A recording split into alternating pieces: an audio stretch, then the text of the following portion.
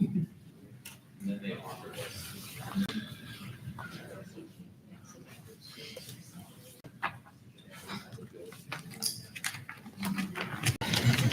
I've been struggling to get here the last time meetings. Yeah. Fortunately, I kept canceling.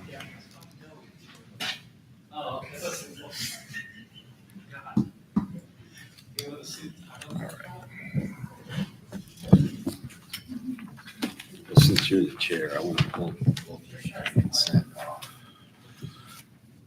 I don't think I actually can be the chair.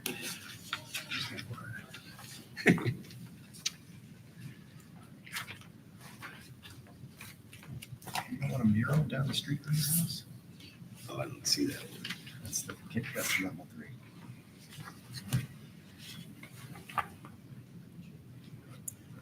Peter Pan. Yeah. Whoosh. Are you ready? Are we ready? Mr. Park, go ahead and gavel us in there. This meeting of the Community Development Board is called to order on October 15, 2024 at 1 p.m. Welcome, everyone. I'd ask you to now please stand and rise for the Pledge of Allegiance. Pledge allegiance To the flag of the United States of America and to the republic for which it stands, one nation, under God, indivisible, with liberty and justice for all.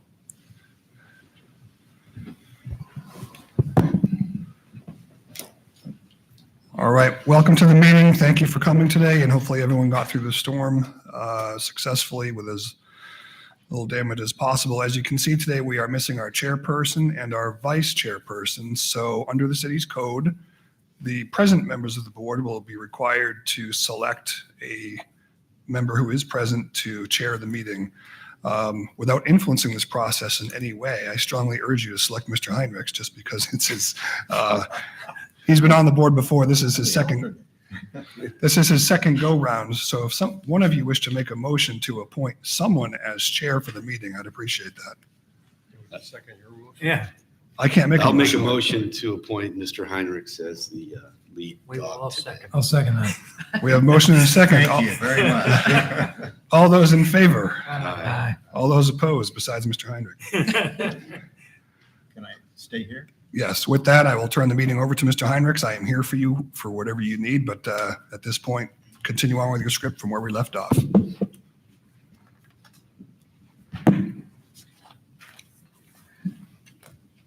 All right. This meeting of the Community Development Board is called to order on Tuesday, October 15 at 1 o'clock. Welcome, everyone. We've already had the pledge.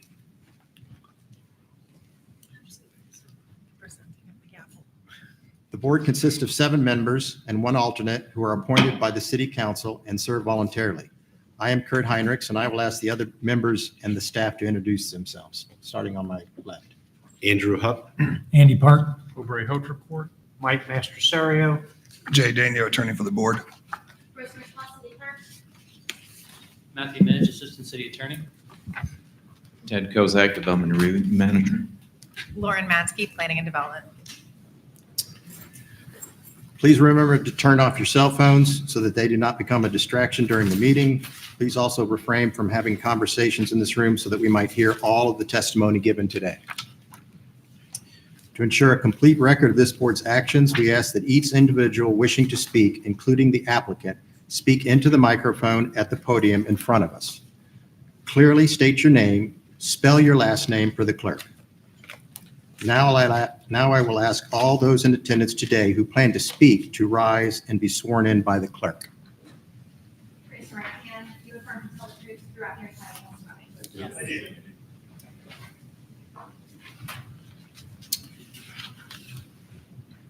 Agendas of today's meeting are on the podium to your left near the entry door. Also on the podium are a roster of the Community Development Board, the list of the city staff experts and their resumes, the Board of Rules of Procedure, and the annual schedule for this board. The first order of business is to review and approve the minutes of last month's meeting. May I have a motion for the approval of the minutes? I motion to approve the minutes of the last meeting. Second. I have a motion. I have a second. All those in favor? Aye. All those against? Motion carried. Items not heard on the agenda. Is there any person today wishing to address the board concerning any matter that does not appear on today's agenda? Seeing none, we will proceed to the consent agenda. This board has adopted a consent agenda format. Mr. Hendricks, I'm going to interrupt you just a moment before you get there. You have a request for continuance on item E. It's probably best to handle that first before we get to the consent agenda. Okay.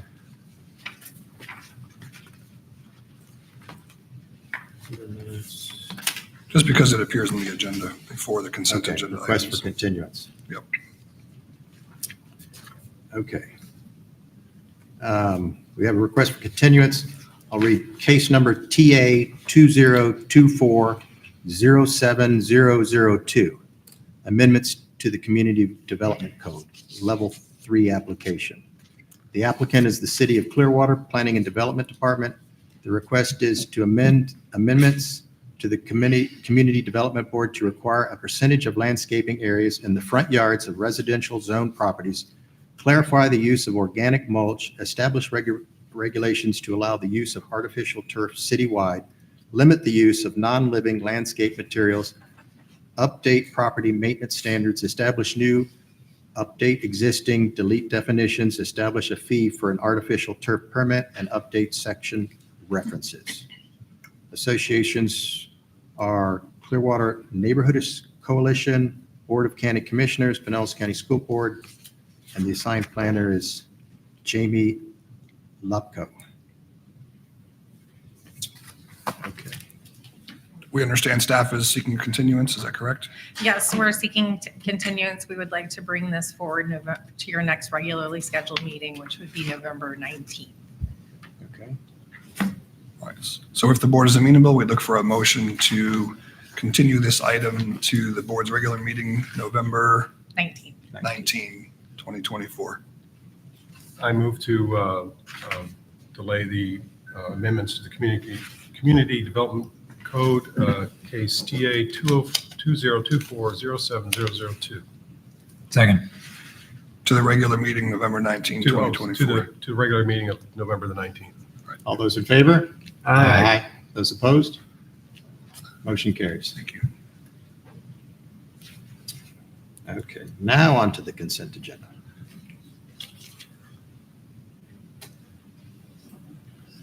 The following cases are not contested by the applicant, staff, neighboring property owners, et cetera, and will be approved by a single vote at the beginning of this meeting. I will read each item on the consent agenda, and if any person wishes to remove this item on the consent agenda, please so state and raise your hand, and we will waive it from the consent agenda. All items removed from the consent agenda will be heard in the regular order of the meeting. Items that remain on the consent agenda will be approved with a single vote as to each type of hearing. Okay, I'll start with the level 2. Case number, Then I read each one? Yeah. Yeah. Case number FDL 2024-07017, 691 Harbor Island. Owner applicant is Brook Enterprises LLC. Representative Brian Unks Jr., McFarland, Ferguson, and McMullen, 625 Court Street, Clearwater, Florida. Location, east side of Harbor Island, approximately 650 feet north of Harbor Passage. Request for flexible development approval to construct 548 square foot dock, 95 feet in length, with 2 covered boat lifts as accessory to the detached dwelling use located in the low medium density residential Island Estates neighborhood conservation overlay district for the property located at 691 Harbor Island. Request is for deviation of dock length and boat lift setback. Associations, Island Estates Civic Association, Clearwater Neighborhoods Coalition, Board of County Commissioners, Pinellas County School. Assigned planner, Melissa Huck Baker. Anyone wishing this item removed from consent? I do. We'd have one request to remove this item Okay. from the agenda. All right. Consent.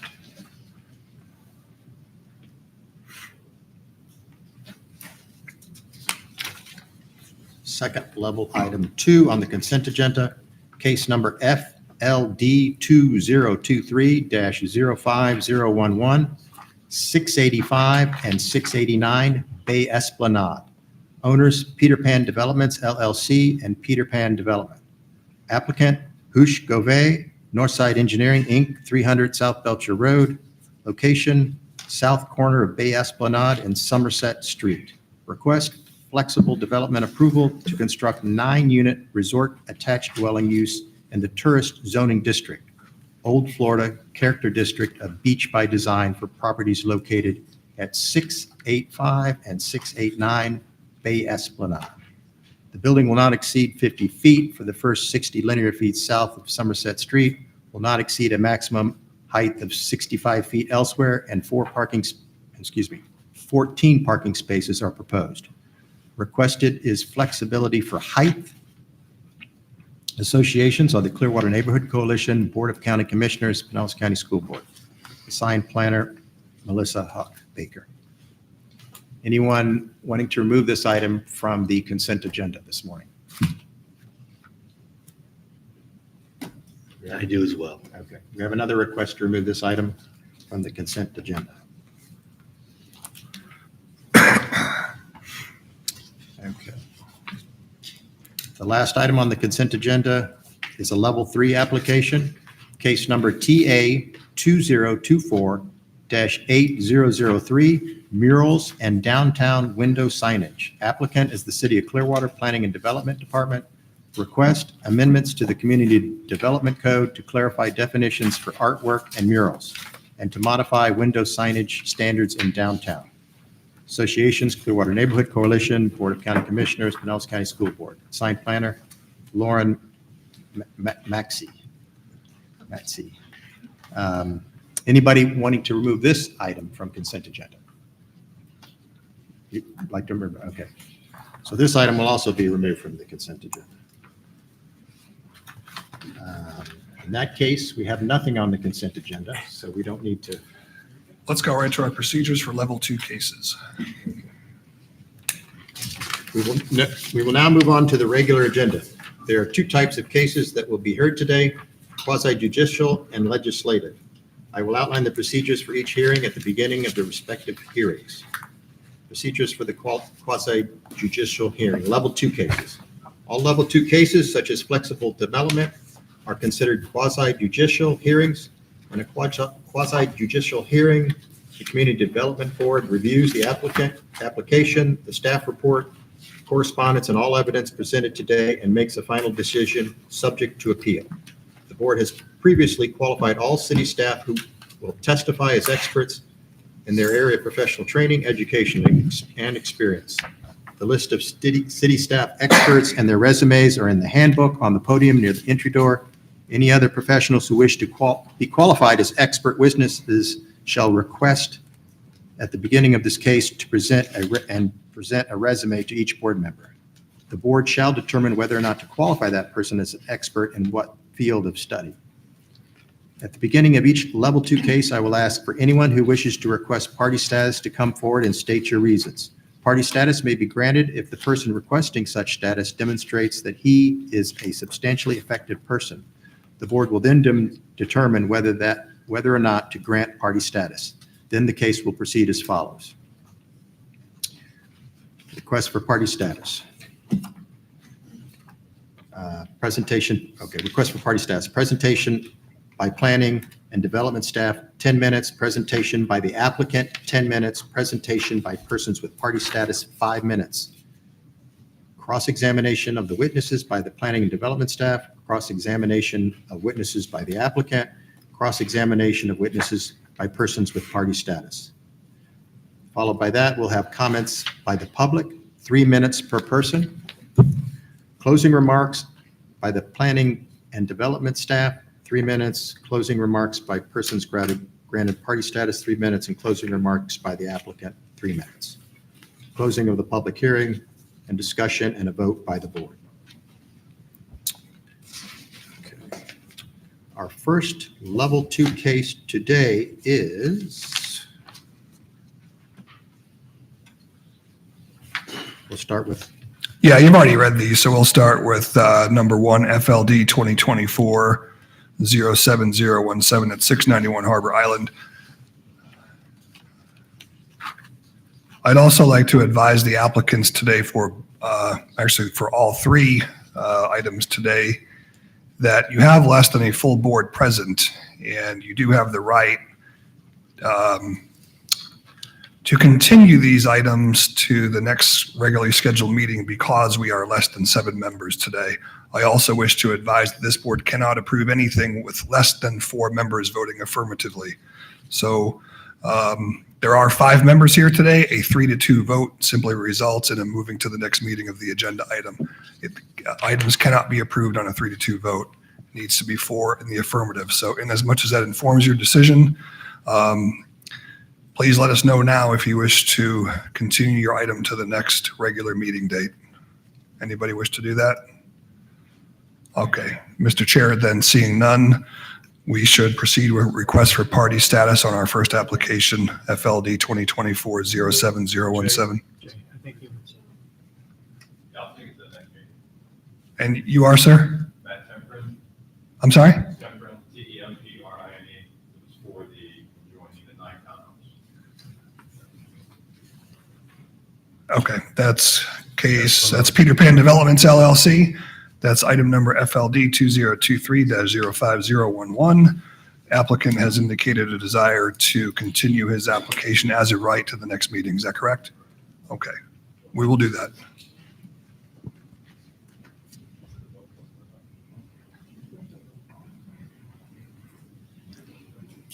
All right, we'll do it. All right, let me ask you to come up to the microphone and say it. I want our record to be clear here today. Come on up. I didn't know there was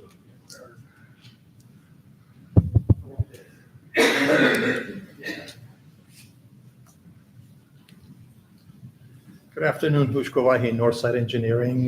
We would love to stay on the agenda today if that's possible. I apologize for a misunderstanding. I should have communicated with people. So We just want to make sure you're aware of the right. We got it. So we'll go back now. Thank you very much, Yes, Mr. thank Gouvet. We'll go back now to the first item and seek requests for party status. okay. Okay, we'll start out with case number TA 2024-07002, amendments to the Community Development Code. Nope. That's your continued item on level 3. I'm sorry. That's okay. That's continued, and then we have 2. Okay. Okay.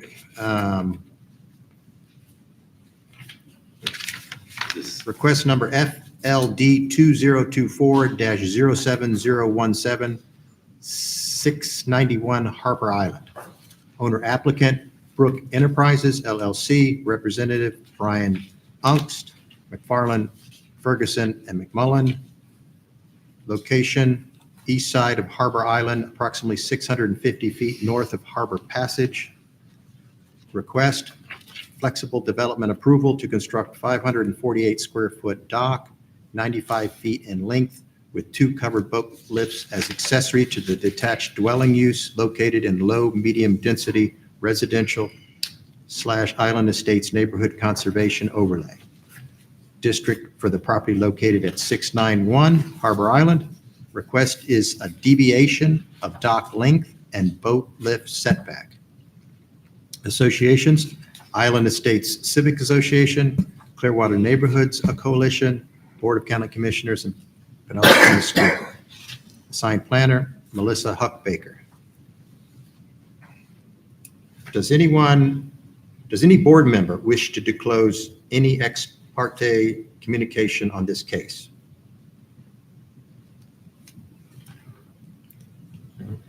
Is there anyone in the audience who wishes to request party status in this case?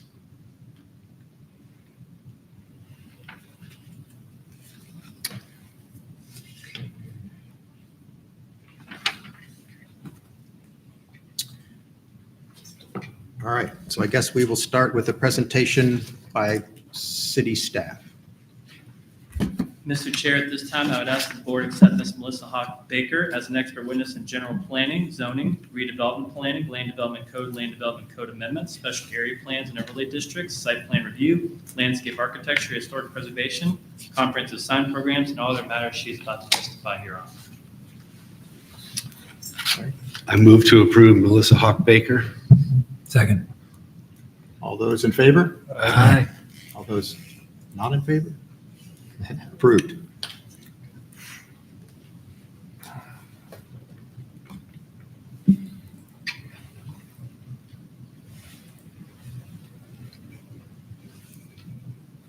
Good afternoon. My name is Melissa Houck Baker. This is case FLD 2024-07017 for the property at 691 Harbor Island. The request is for a proposed dock for a single-family home, and the property currently has a single-family dwelling under construction. And prior to that, the property was vacant since 2008. The location is one parcel. It is 80 feet of waterfront length and approximately a 1,000-foot waterway. It's on the east side of Harbor Island, 650 feet north of Harbor Passage. It's within the Island Estates Neighborhood Conservation Overlay District. The zoning district is low-medium density residential, which permits as a primary use single-family dwellings, which our code calls a detached dwelling. So that is what is under construction.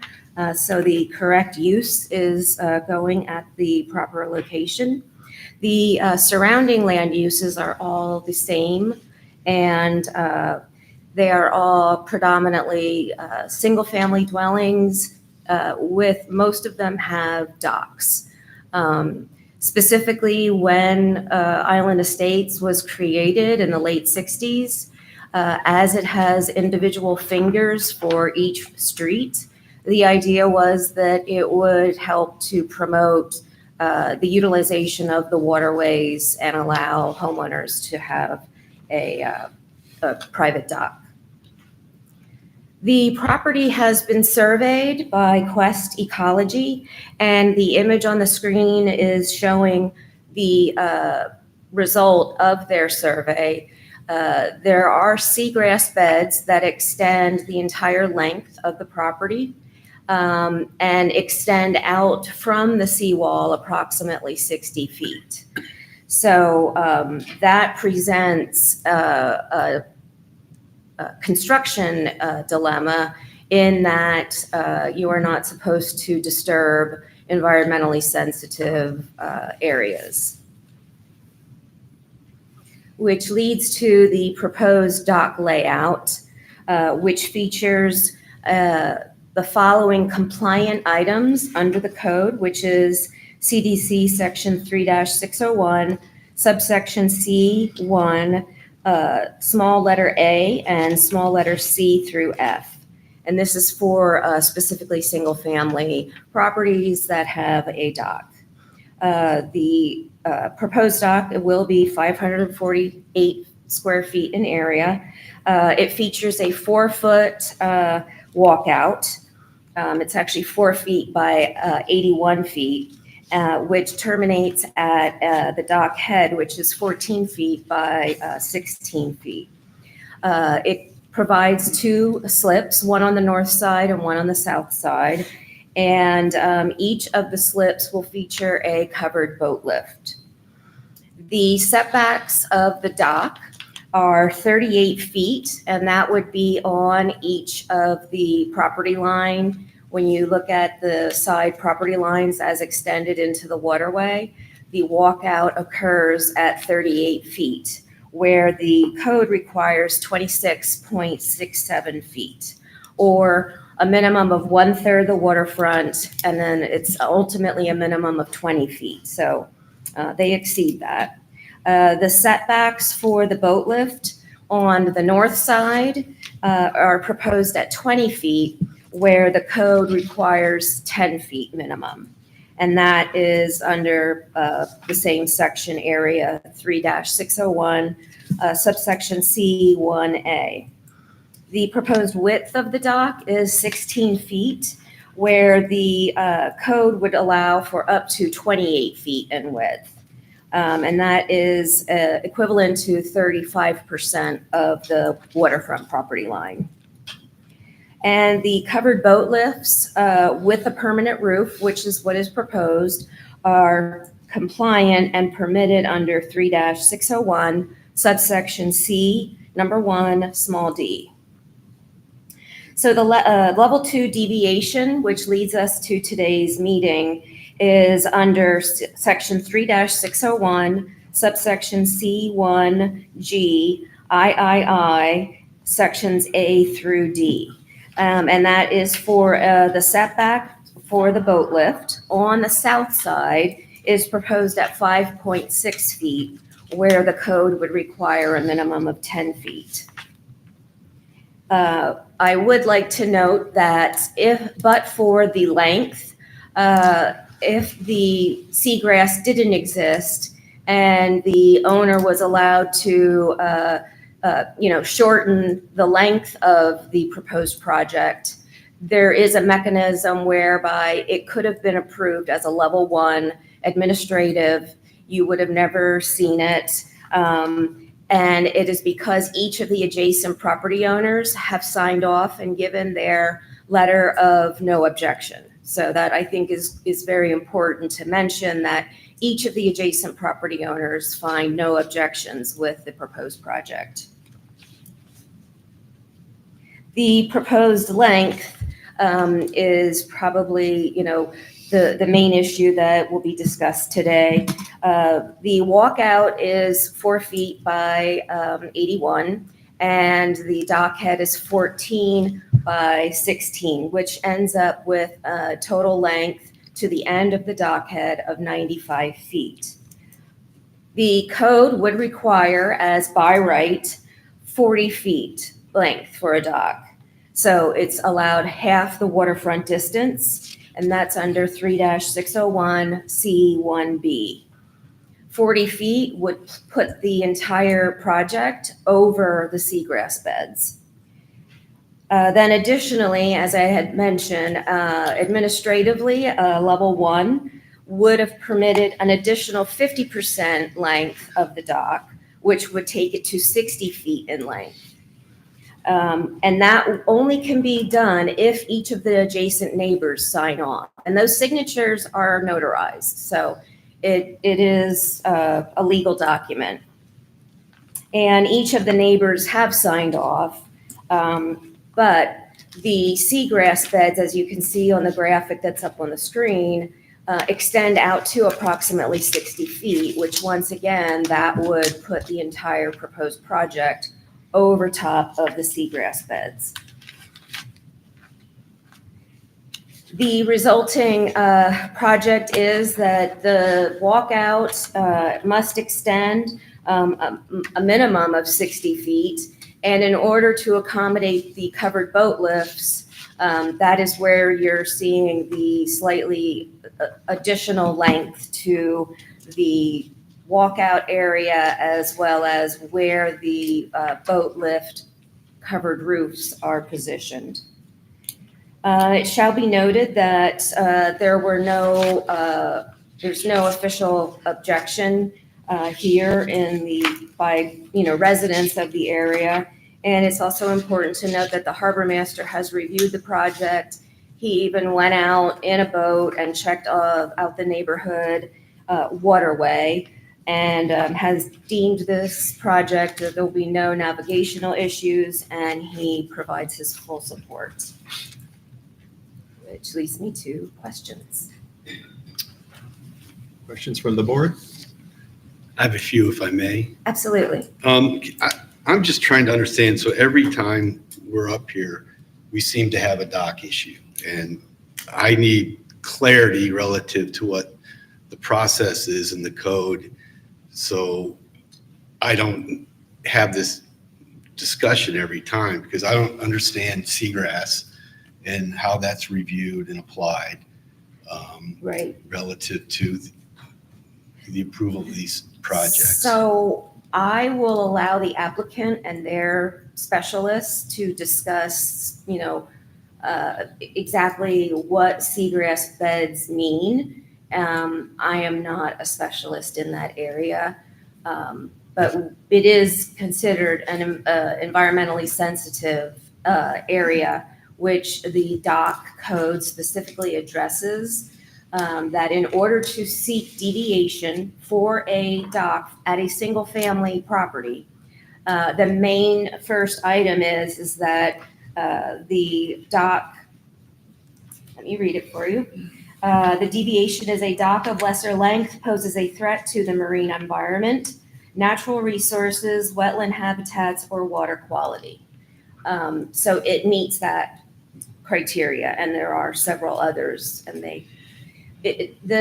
maybe some of the questions you might be having, and I'm not sure, could be that in the recent several months, we've had applications that were for docks, and they were for multi-unit properties.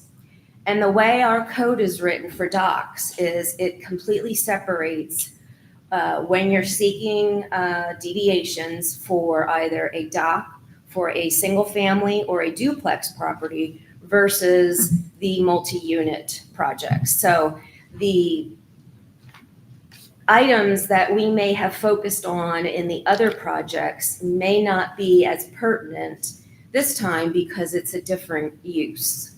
That's my question because I have not seen a dock not permitted in a residential area in the past that has seagrass.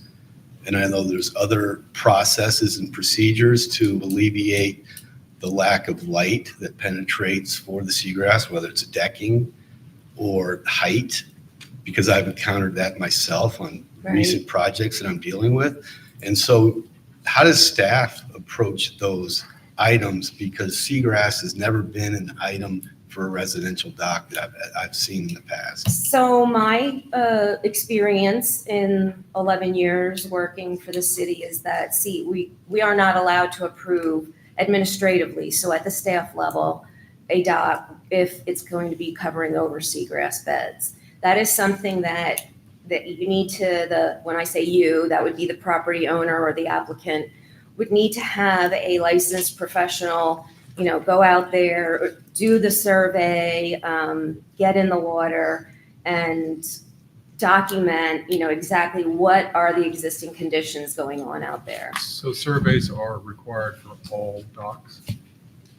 I don't know that I would say unequivocally that they're absolutely required, but if there's a question of why is a dock being designed in a certain manner, and that would be because of an environmentally sensitive resource, then we would want to have and see the Benthic survey.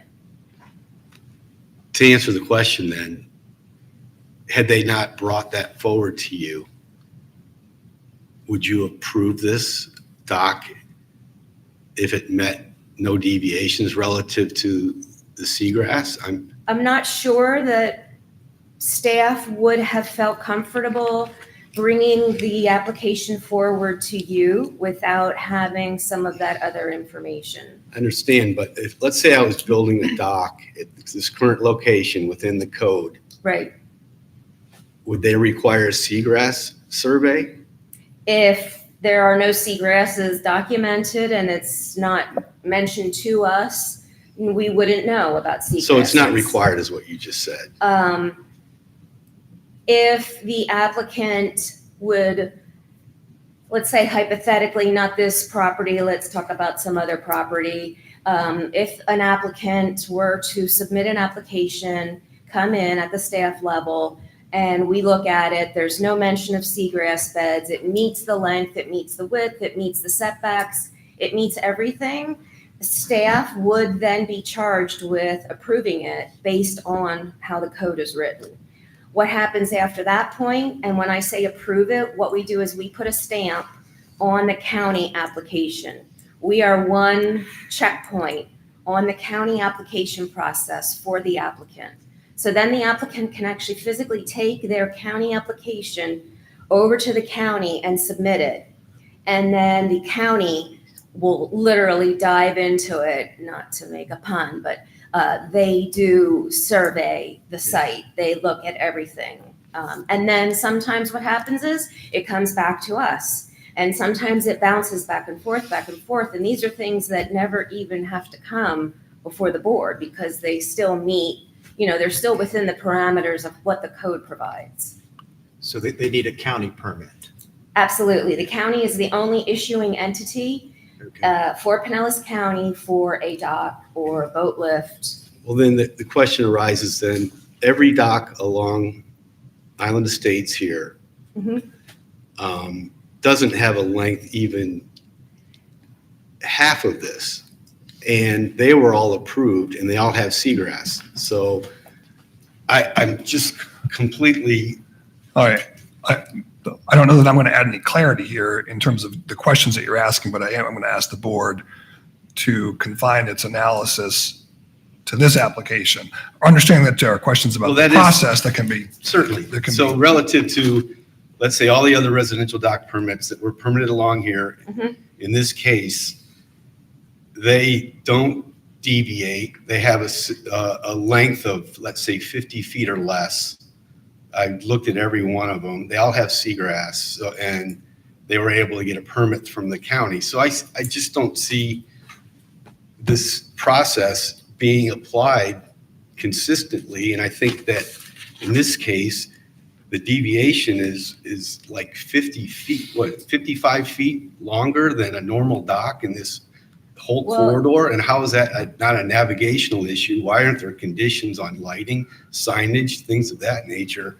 Because I've seen more jet skis run into a dock and get killed in all arenas. And I don't know if our marine manager is looking at those items and issues and just rubber stamping something like this. I think it's a safety hazard. I think all of those items are actually, by the county, you have to have all of that information and provide all of those mechanisms.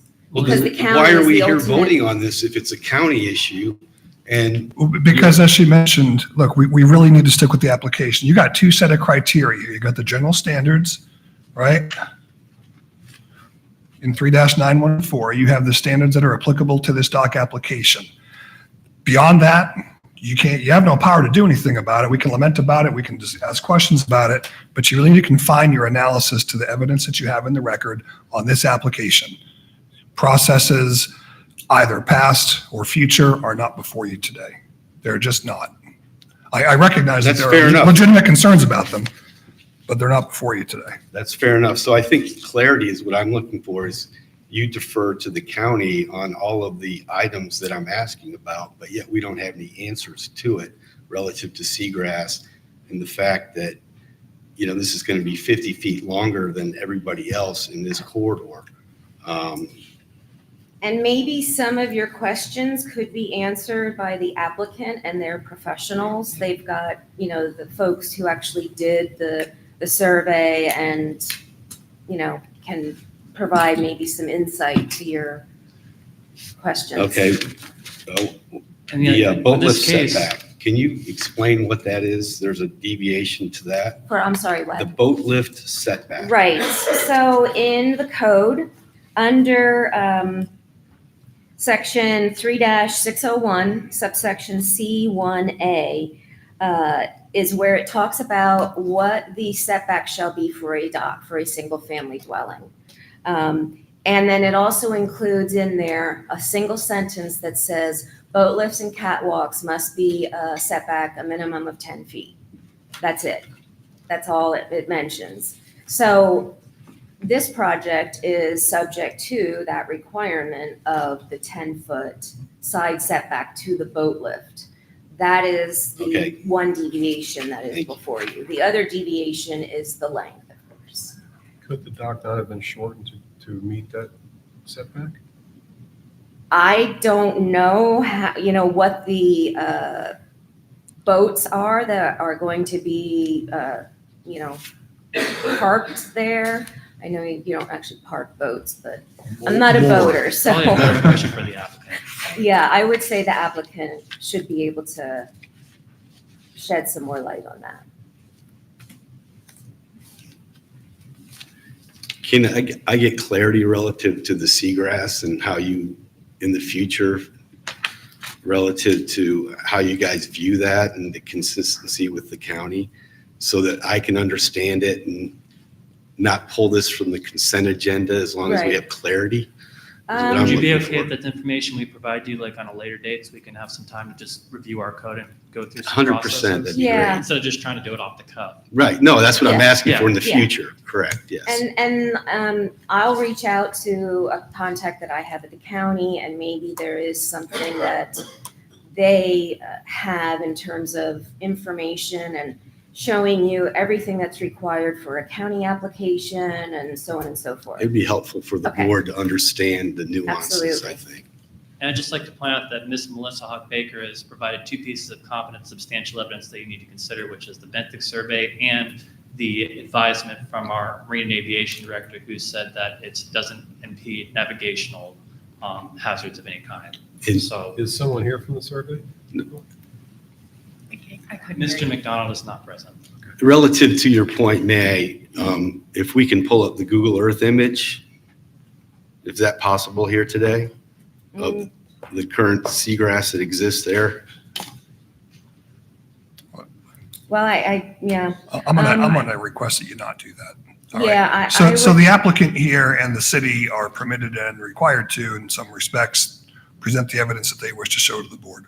Okay, the board adducing evidence on its own is going beyond the scope of a quasi-judicial hearing, so I'm gonna ask that we not do that. Okay. And I think the applicant may have additional information that they'll be providing as well. Anything else? Thank you. Okay, Thank you're you, welcome. Melissa. Thank you. Presentation by the applicant.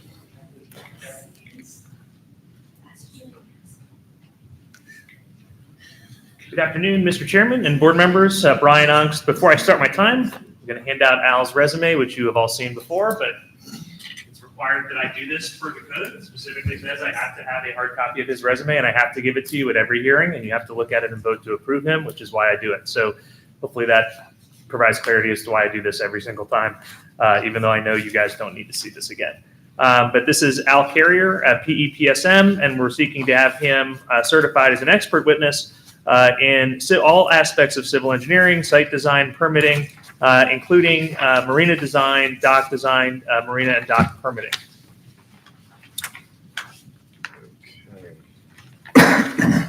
Any discussion as far as approval of Mr. Carrier as an expert witness? I move to approve Mr. Carrier as an expert witness. Second. All those in favor? Aye. Opposed? Motion carries.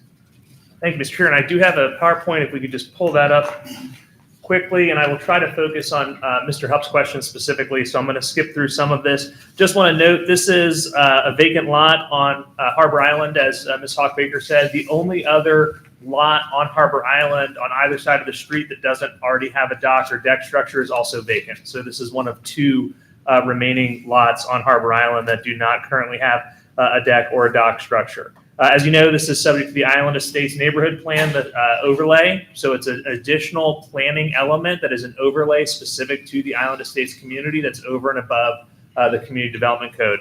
And as Ms. Hawk Baker points out, Island Estates has been recognized since 2002 as having essentially 2 front yards, and water activity, including residents that are able to own boats and utilize boats, is encouraged, and dock structures and marina structures are encouraged in the community. The strengths of the community are waterfront homes, boating community, and all properties have access to the water and also allowed to have multiple boats on docks. So I'm going to get straight into the request. As Ms. Hawk Baker said, there are 2 reasons we're here today. One is because the request is to permit the dock at 95 feet, which Mr. Carey will explain in detail why we have to do that.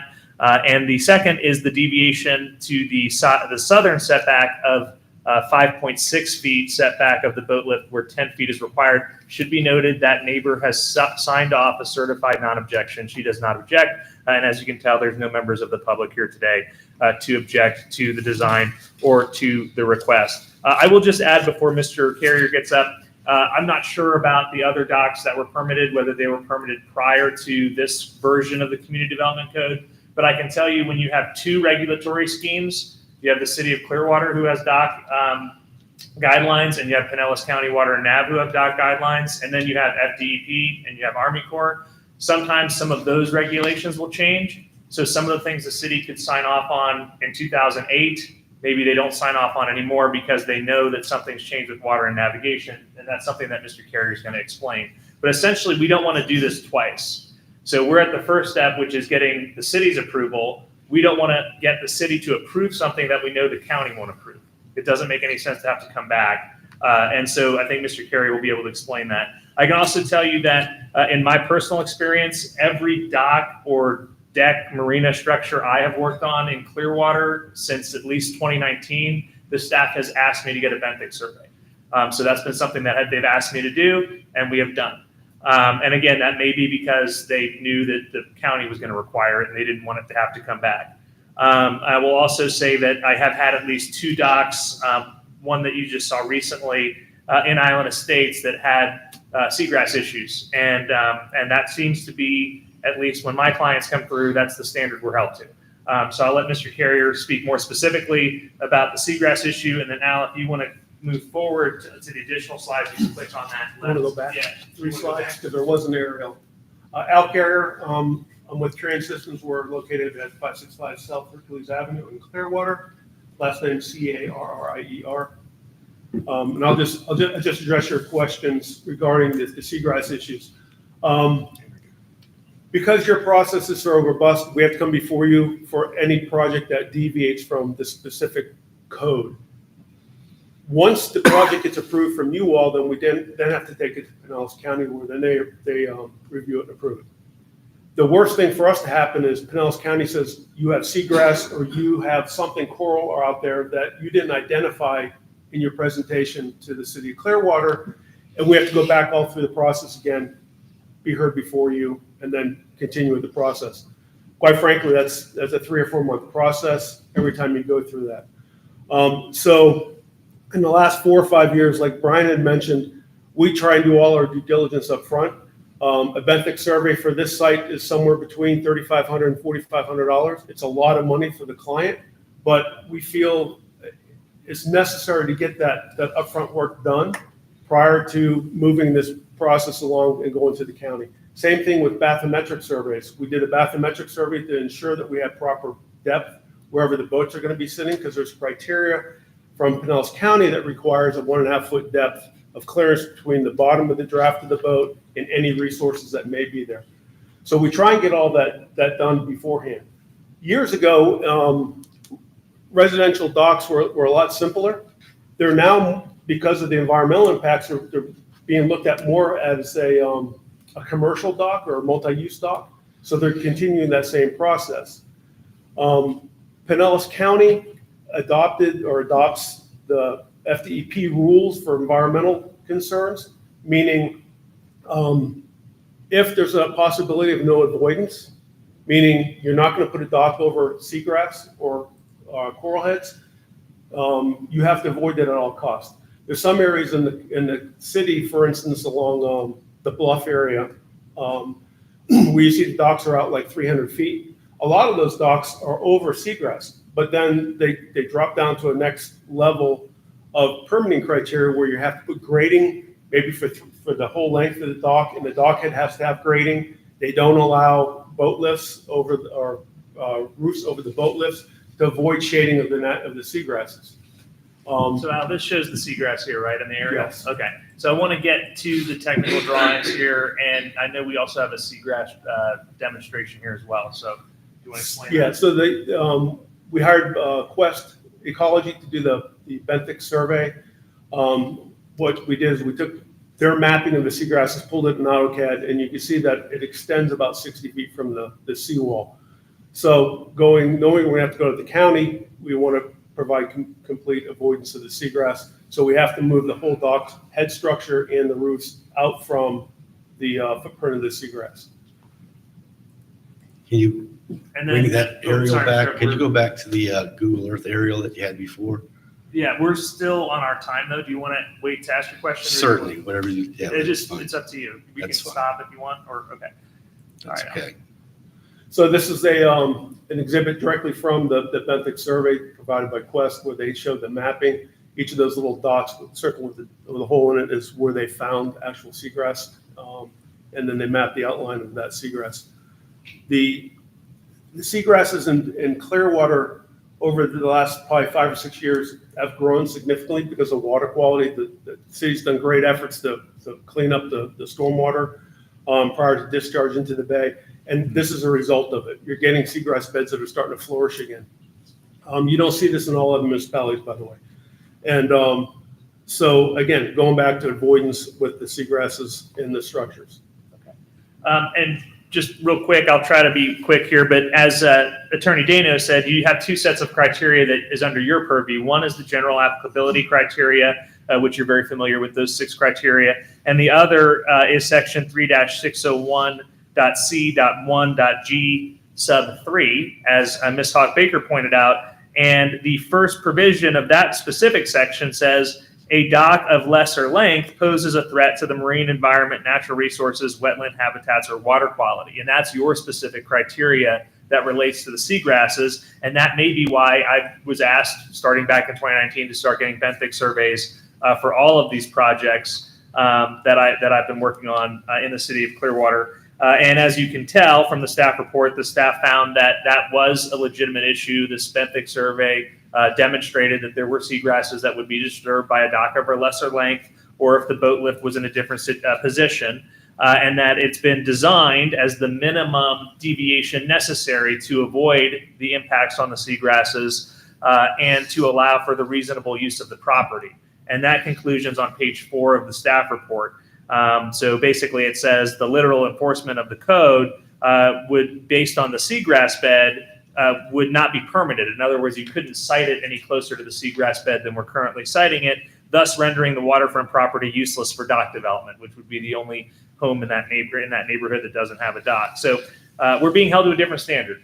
I get it. And so I guess the answer is, if anybody out there wants to tear down their dock and redevelop it, they're going to be held to this same standard.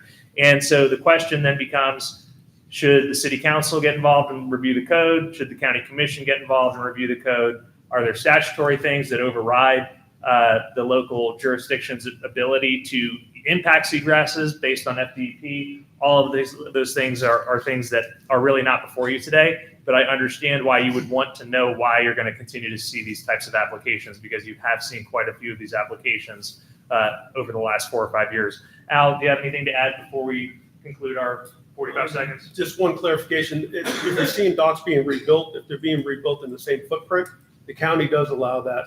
If they're surrounded by seagrasses, you're allowed to rebuild your dock in the same footprint, put the tide poles back in the same location. As long as you don't deviate from that, you're allowed to do that. So those may be some of the reasons why you're seeing other people build docks and not having to go through this entire process.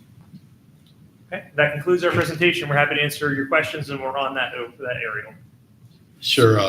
I just don't see the bump in the seagrass in the aerial, just for reference. It doesn't show up there, so I don't know why it doesn't depict it at this current time. Is that an old aerial? Is that something that is an older aerial. I can't speak on behalf of what Quest had done. They actually dive it. They have masts that go out there. There could be sparse grass that they identified. In the report, I believe there's a chart of what they found and where.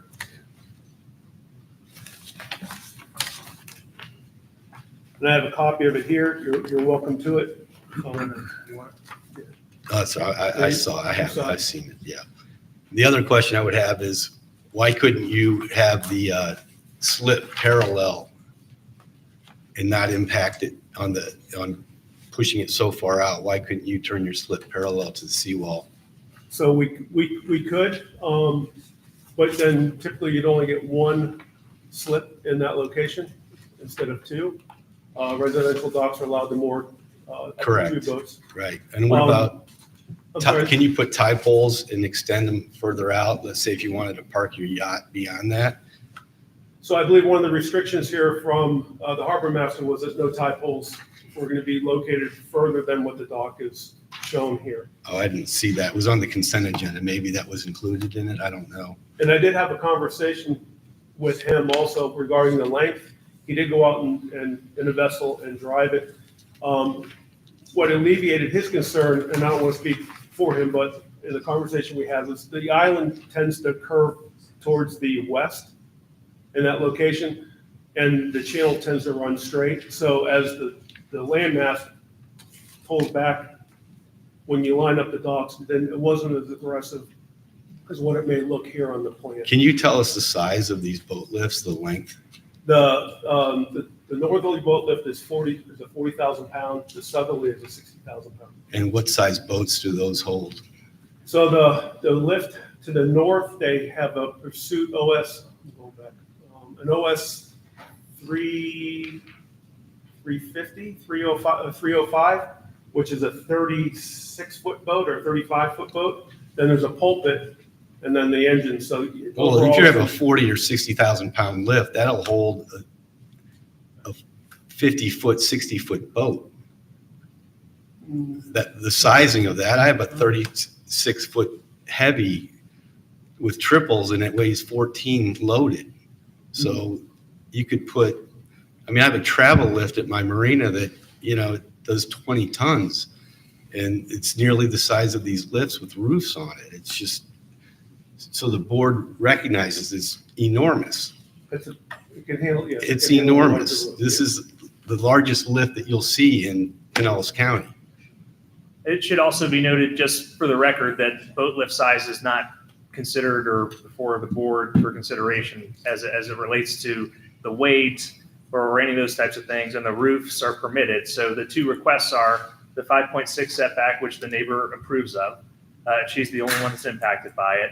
And the length, which the evidence has demonstrated the county requires for to prevent impacts of the seagrasses. So again, we feel like we've met our burden of proof and the same standard that all of the recent applicants that you've seen have been held to. Are the boats allowed to extend beyond the roofs? They are allowed, but based on the information I was given, the roof line is to cover the boat. So we'll agree to a condition that no tie pole will extend past, what was it that you said? Extend past the outer limits of the boat lift. I do have an email from the harbor master here on the tie pole issue. I just would like to read you a sentence about it if you all don't mind hearing it. So we're all clear with what he said. I can pass the email around you all too if you'd like to take a look at it. Yeah, go ahead. Sure. Yeah. It's the right way.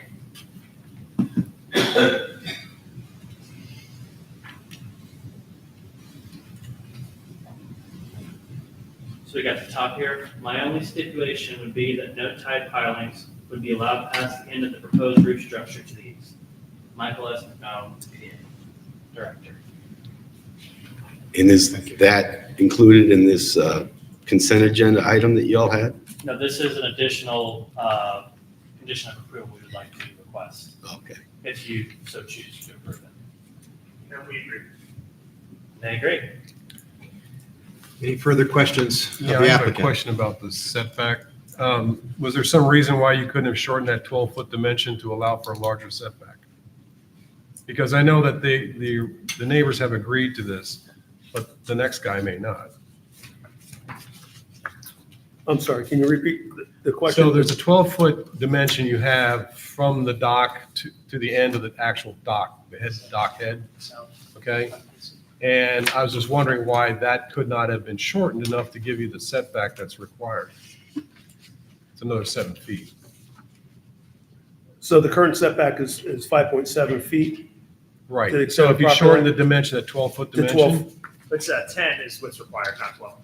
No, I understand, but I'm looking at the dock itself. So you shift the boat lift to the north. Oh, so shorten the dock head. Yeah. Narrow the dock head. That would impact the seagrass over here. Yeah, Well, that's debatable, but okay. Yeah, if you look at, there's a bump in the seagrass. I don't know if we can put the PowerPoint back up. It's on the slide. So I think you're asking about the 12-foot dimension in between. Yeah, it's very convenient the way, like he stated before, that how that takes goes in when you're looking at it. When you looked at the aerial, it did not look anything like that. Yeah, well, I mean, trust me, if we had evidence to dispute this and we could make this thing less large and less expensive to build, we would do it. But we're provided the information. Well, I'm just trying to think about the scientists. next person that buys property to the south. I guess they'll have the benefit of knowing what's there when they buy it. So. I will say, if the county does go out there, we go to county to permit, if the county comes back and says their benefit survey is wrong, and they want the footprint of the benefit survey reduced, we would certainly be willing to move the docks in. We wouldn't have to come before you, I believe, because it's a less intense development. We would certainly be more than happy to do that. I'm sure that the client would too, because it's less money to build the dock. 60-foot walk out over seagrass, it's a good walk when you're loading the boat. Yeah. We would not want to have to do this if we didn't feel like we were being told we had to. So. Further questions from the applicant? Thank you. Thank you. Comments by the public? Don't forget your cross-examination, Mr. Chair.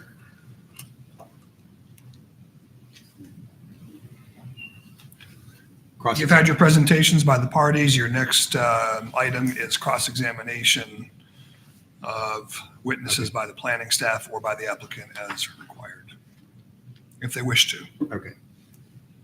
Do we have anybody that wants to cross-examine?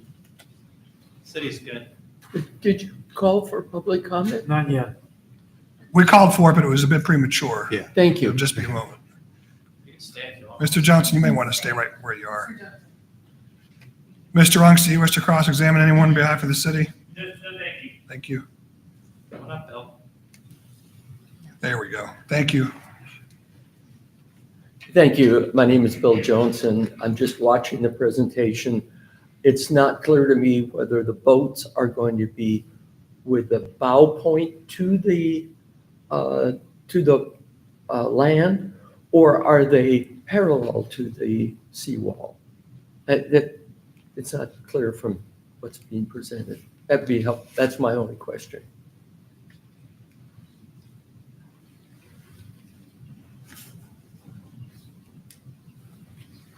Does the applicant want to answer that? It appears to me they're going to be perpendicular. But I'll let-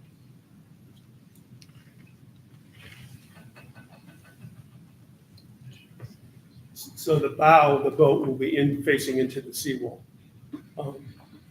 Maybe to follow up to your last question, it just dawned on me why we don't go parallel to the seawall also. If you're trying to dock your boat and the two neighbors to the north and south rebuild their dock and have to go out that far, it may impede on their riparian rights also. Thank you. Any other comments by the public? If not, closing remarks by planning and development staff. We're good. Closing remarks by the applicant. Good afternoon again. I'll be concise. As you know, this is a process. This is the first step in the process.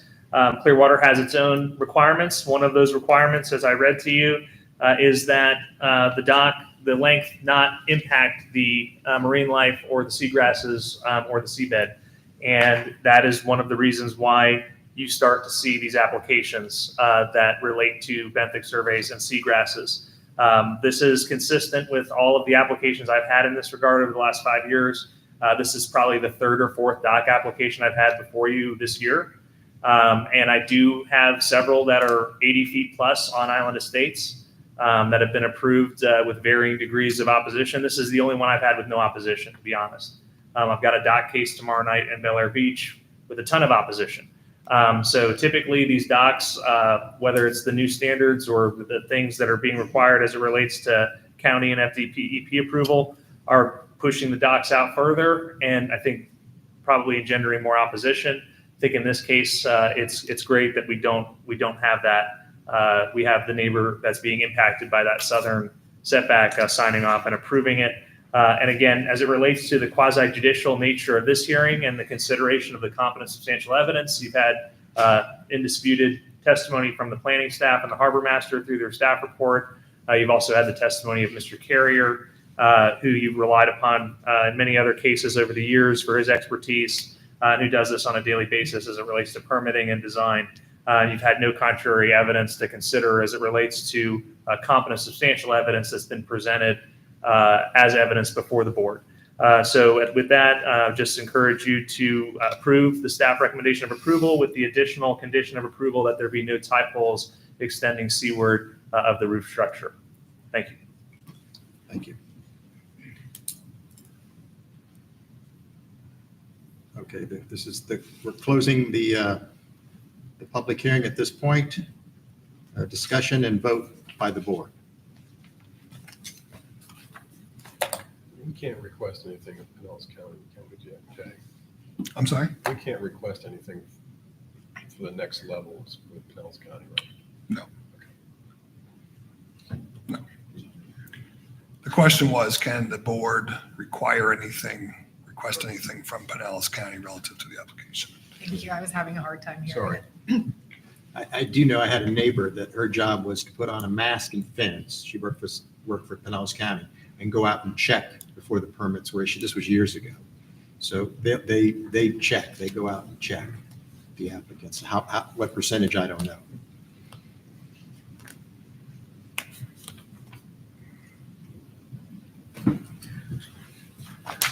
Sheet.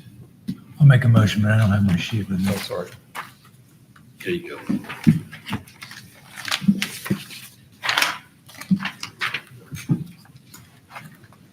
Level 2. I move to approve case number FLD 2024-07017 based on the evidence and testimony presented in the application, the staff report, and at today's hearing, and hereby adopt the findings of fact and conclusions of law stated in the staff report with conditions of approval as listed. Does your motion include the condition set forth by staff later concerning the pilings? With the additional condition for no tide poles beyond the. Seaward of the roof structure. Also, did we do ex parte? We did. Okay. I'll second that motion. All right, you have a motion and a second. Any more discussion? All those in favor? Aye. Aye. All those opposed? No. All right, you have one opposition, so the motion would pass 4-1. No. I think you had two. Is it 2? 3-2. Oh, I thought there was only one. One procedural point about, so the effect of the 3-2 is that it comes right back to you next month. That's correct. You're gonna have the exact same presentation a month from now with the same evidence. That's correct. A 3-2 vote And if pushes you the wanna do that, if you application. wanna make us do that, we'll do it. It seems like a waste, to be honest. It may seem like a waste of time, but that's what the code says, so that's what we're going to do. Yeah, I understand. We have a 3-2 vote. Do I understand that correctly? All right, so I'd ask for staff to place this on the agenda for next month's meeting. And we'll move on from here. May I ask if what else we can provide for direction, maybe from the members that needed more information, what other information? I wouldn't presume to speak for them. It's not part of the code to have a secondary. Just so I could get, I want to make sure it's a good use of your time. Sure, What you need. I would suggest that maybe staff gets more involved in this with you in terms of, we weren't clear on tie poles. We brought that up. I didn't want to. All right, I'm going to shut this down. Okay. We're not doing this today. All right. Thank you, sir. I just We'll- think we'll there's come back next options month. that exist versus setting a precedent for the whole Listen, Island we're going to Estates take one corridor. application at a time, Thank you. period. Mr. Chair, if you'd move on to the next application, please.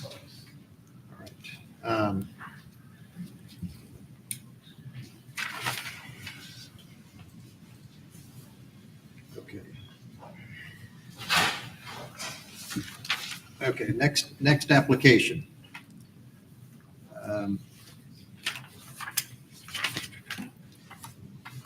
Case number FLD 2023-05011, 685 and 689 Bay Esplanade. Owners, Peter Pan Developments LLC and Peter Pan Division. Applicant, Hush Gove, Northside Engineering. Location, southeast corner of Bay Esplanade and Somerset Street. Request is for flexible development approval to construct a 9-unit resort attached dwelling use in the tourist zoning district, Old Florida Character District of Beach by Design for properties located at 685 and 689 Bay Esplanade. The building will not exceed 50 feet for the first 60 linear feet south of Somerset Street and will not exceed a maximum height of 65 feet elsewhere, and 14 parking spaces are proposed. Request is for flexibility for height as per the Community Development Code, Section 2-803.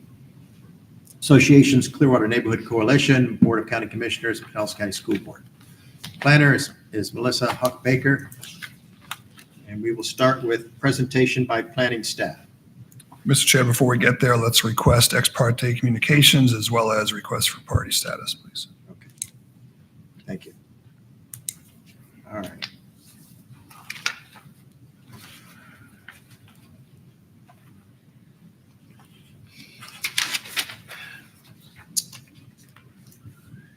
Is anyone requesting party status for this item?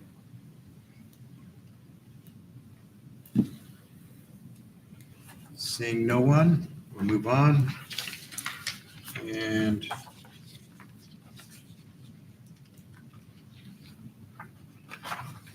the board has previously qualified city staff who will testify as experts in their professional training and education. The list of city experts and their resumes in the handbook and the podium. I'll stop, Mr. Chair. We're just looking for any board member as ex parte I'm communications to disclose. No, you're fine. Does anybody?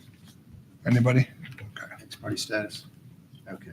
All right, so then it'll be appropriate to hear from the applicant first, or excuse me, planning and development staff first. 10 minutes. Mr. Chair, at this time, I would ask that the board accept Ms. Melissa Hawk Baker as an expert witness in general planning, zoning, redevelopment planning, land development code, land development code amendments, special area plans and overlay districts, site plan review, landscape architecture, historic preservation, comprehensive sign programs, and all other matters she is about to testify hereon. I move to approve Melissa Hawk Baker as an expert in this field. Second. All those in favor? Aye. Opposed?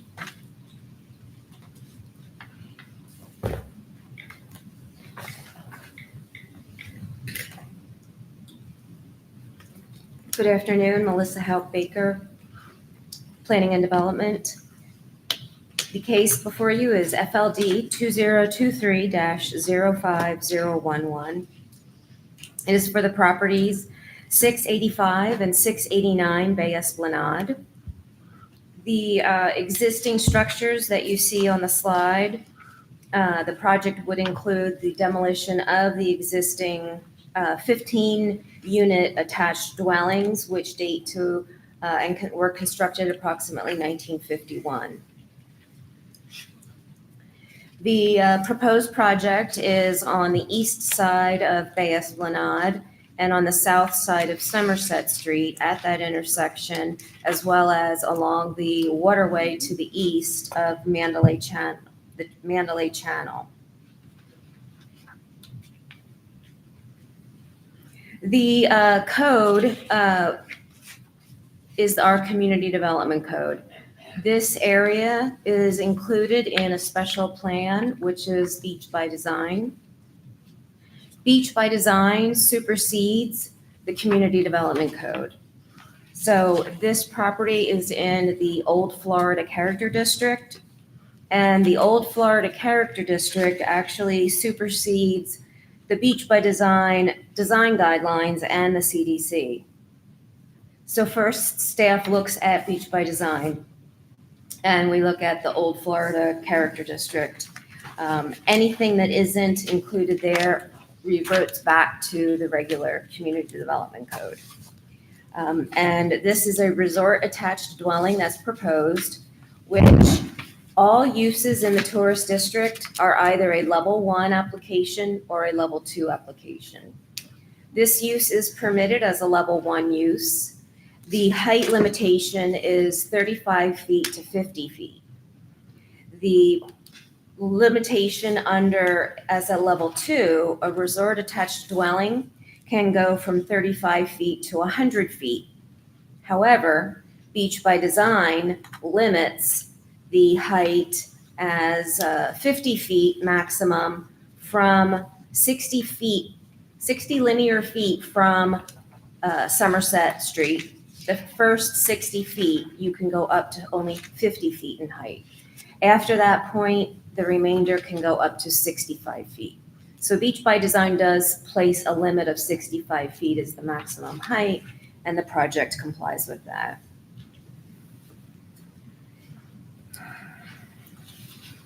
The proposed setbacks are going to be 15 feet along the west and the north, so that would be along Bay Esplanade and Somerset Street, 15 feet where 15 feet is required.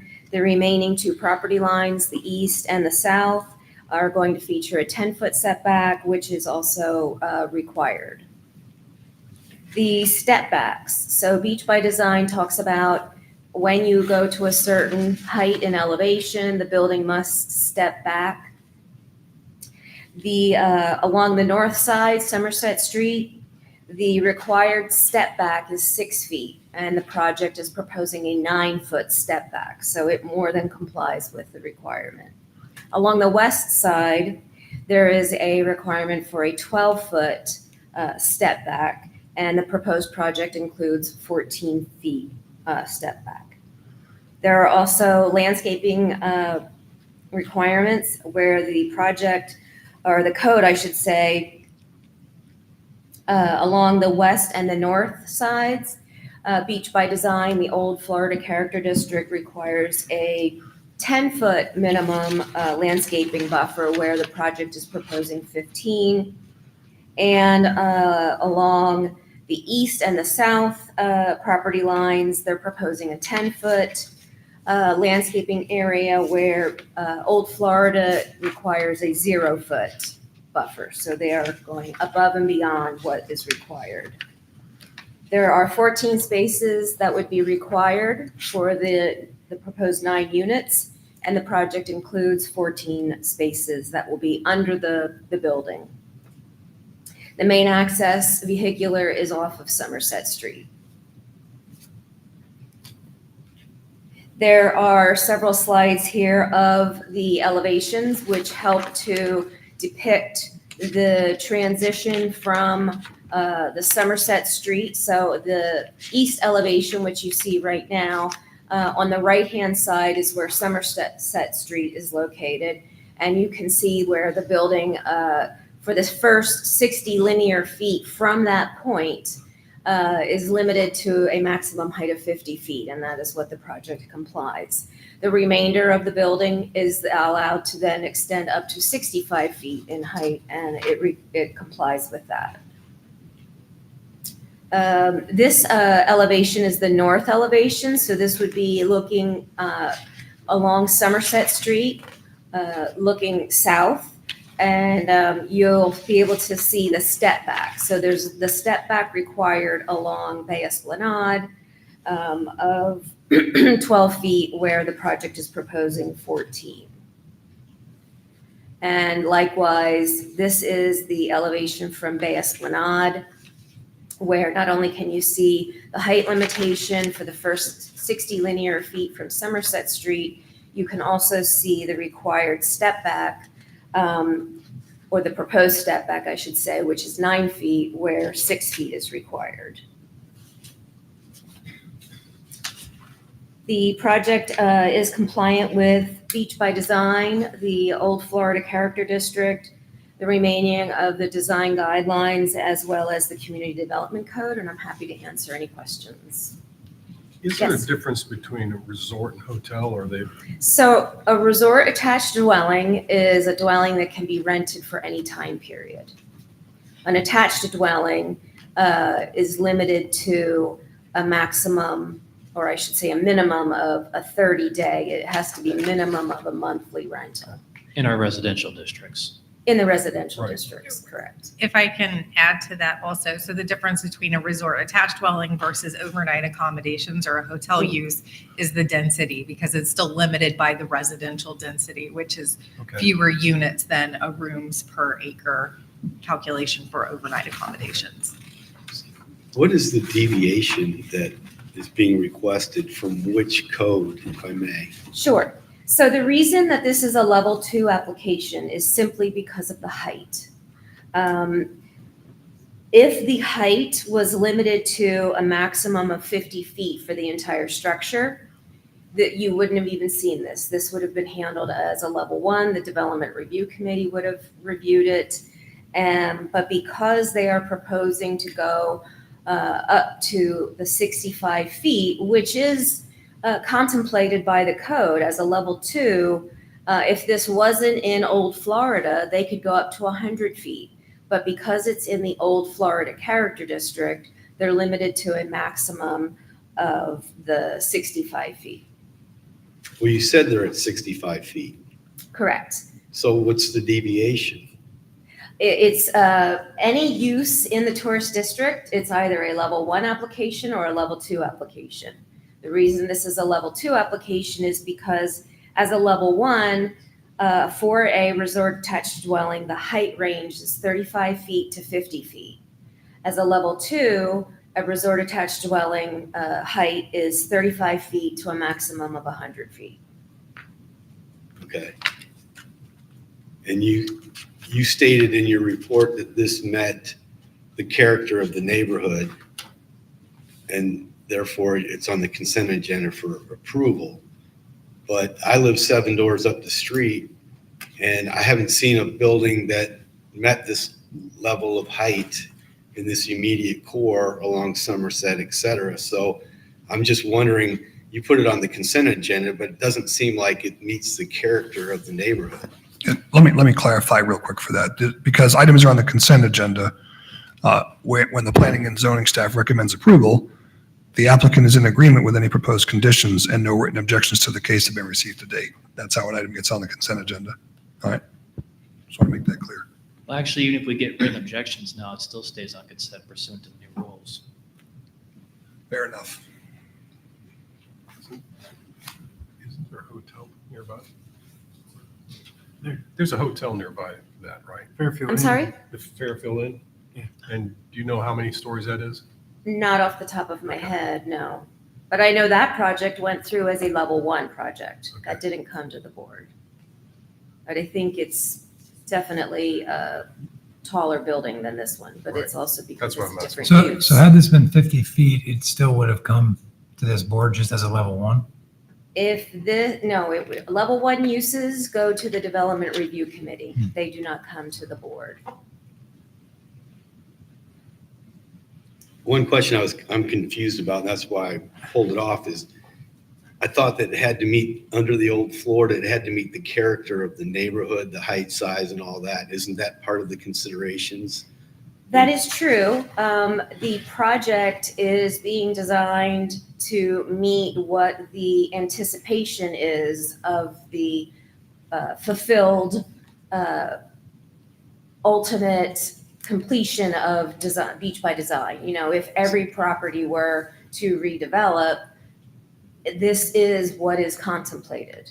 It's like across the street, they just built the 3-story Airbnb units, correct? Correct.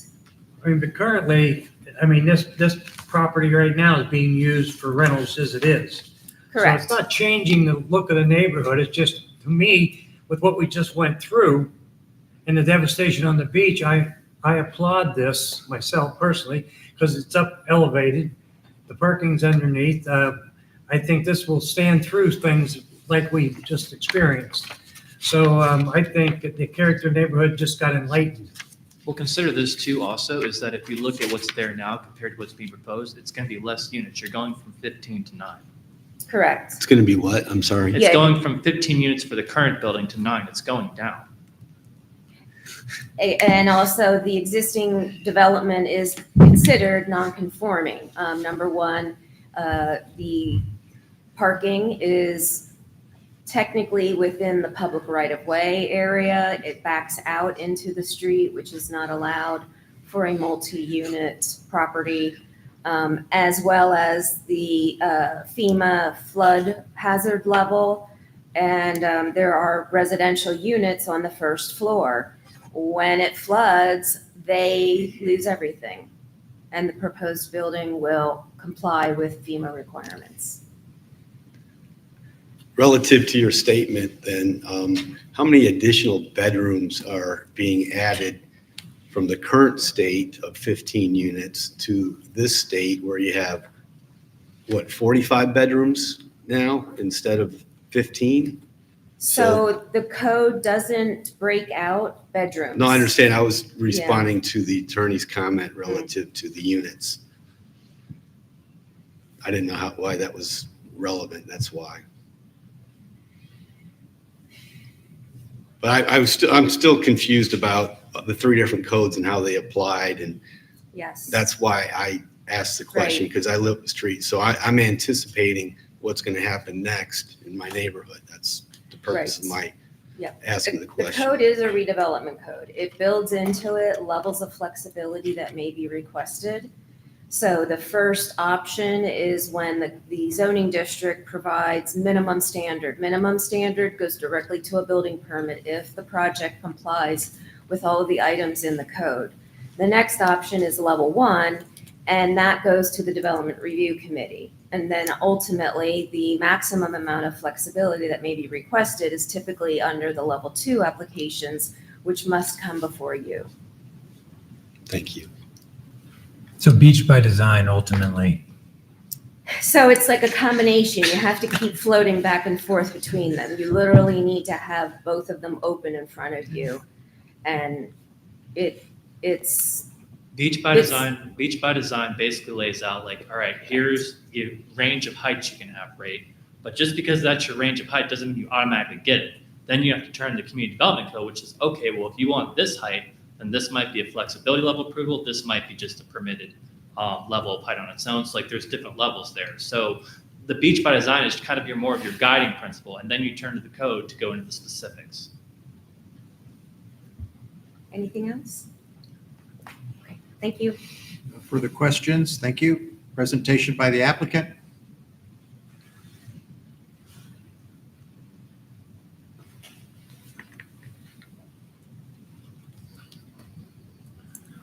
Good afternoon, Hush Kubahi, Northside Engineering. Thank you for being here today and listening to us. Wanted to state that we have carefully designed this project. We have worked very, very hard on it, and we have been interacting with your staff for many, many months to get it to this point. So the drawing before you wasn't just a sketch on the paper and, sent to the city. Your staff is extremely knowledgeable. They are very, very advanced in what they do and their determination and interpretation of the code. So early on, we had, different sort of a design, but working with your staff for months, we got it to a point as it is before you. And as Melissa stated, in all cases, this site meets and exceeds your code.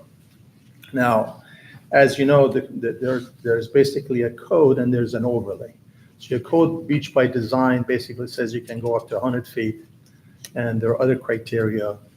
But the All Florida District basically restricts it. It puts another overlay on that said, okay, this particular area is considered All Florida, while beach by design may have other districts, like South Beach and all the other places that may have other overlays.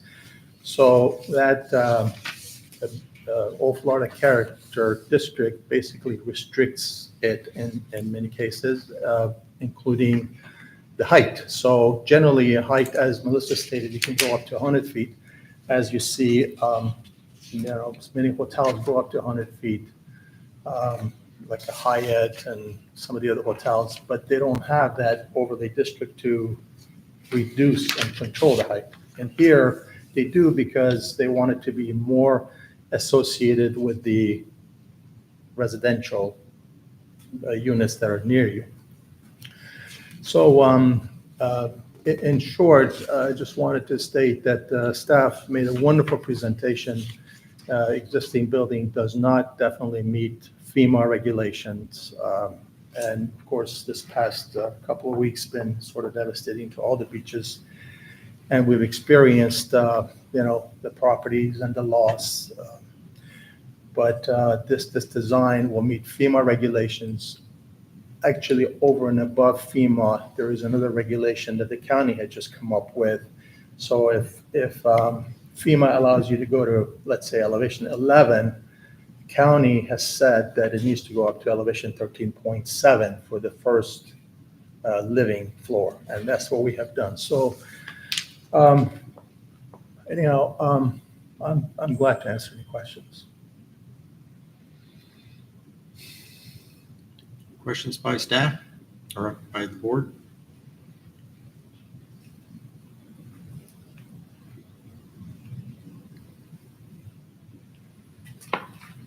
Seeing none. Cross-examination of witnesses by the planning and development staff. No, thank you. Cross-examination of witnesses by the applicant. None, thank you. There were no party stats. Comments by the public.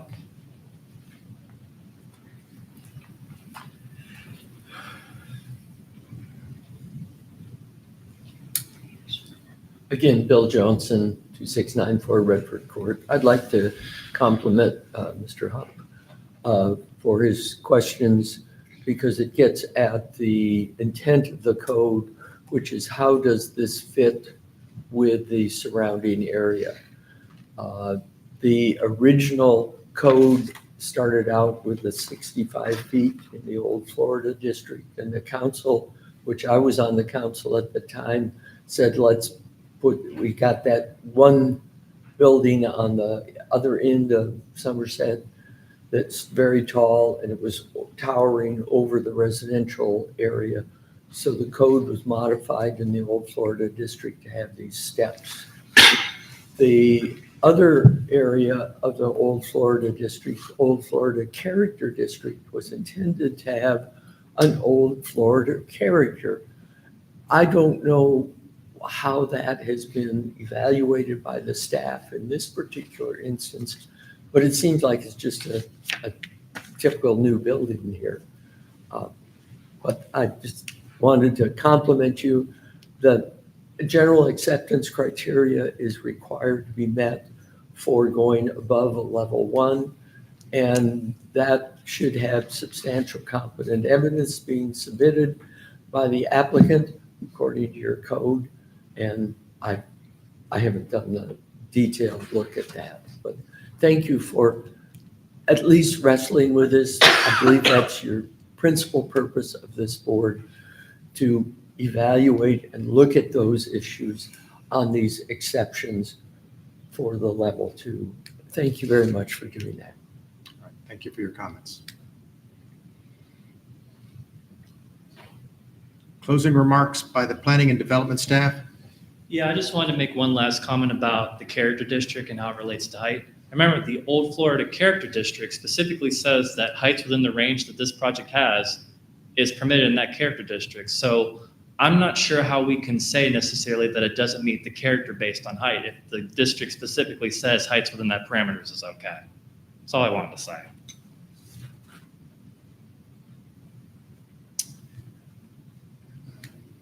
We have no party status. Closing remarks by the applicant.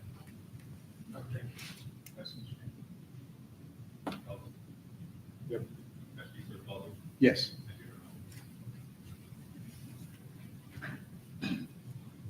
I'm Matt Temprin, Tempprine, 711 Bay Esplanade. So I'm about 3 or 4 houses from this project right here. I do disagree that it doesn't change anything or improves it, like you're saying about the old Florida. You take a look at that picture.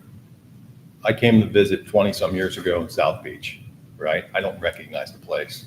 So if that's the direction that you want to go, that's what you'll have at the end. You only have one shot at Old Florida. This is it right now. It's going to change. We understand that, but it's not the same thing. When you live that close to that, the noise explodes at 5 o'clock on Friday.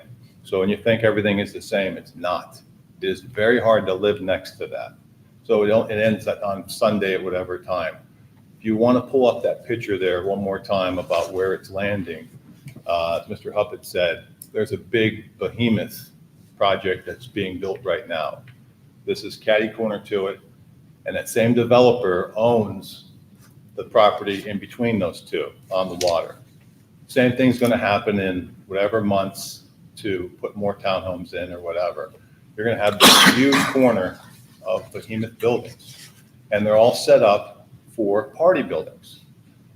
With 9 units, 14 spots, that's 1.4 parking spots. Party houses have a minimum of 4 spots that you need. I have counted as high as 25 cars in front of the one building that's right there for one rental. They're on the parking lot, they're everywhere, they come into the residential district. So it does change. It changes a lot of what we're looking at right now. So it's not just well, it's a beautiful building. And granted it is, I'll take that away from you right there, but it's not Old Florida. Like I said, if you want to bring South Beach up to here, right, that's exactly what you're going to get. Thank you. Thank you for your comments. Closing remarks by the applicant? No comments from the applicant. Closing remarks? This closes the public hearing for this item. Discussion by the board. The point that he just made is the one that I see every day living on the beach is they build these massive 5-6 bedroom townhouses, condos, which is what this is set up for. They park at 1.5, which is what the code allows.